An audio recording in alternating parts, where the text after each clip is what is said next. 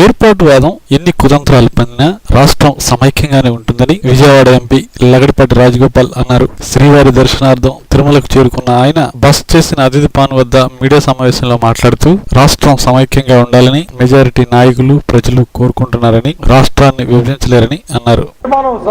రాష్ట్ర విభజనకి అనుకూలంగా రాదు కాబట్టి, సమైక్యానికి అనుకూలంగా వస్తుంది కాబట్టి కేంద్రం కూడా ఇది కేవలం ఏకాభిప్రాయంతోనే రాష్ట్రాలు సాధ్యమవుతుంది.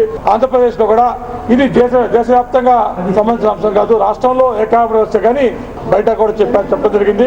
ఇంతవరకు ఏకాభిప్రాయం రాలేదు, ఇంకెప్పటికీ రాదు. ఈ రాష్ట్రం విడిపోయే సమస్య లేదు.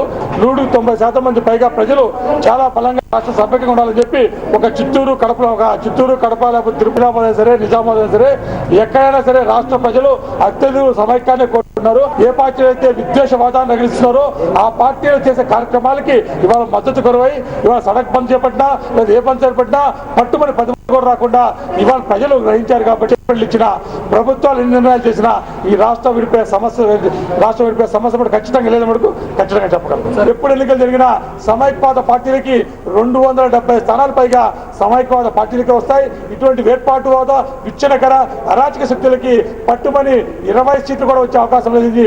చాలాసార్లు కూడా చెప్పడం జరిగింది.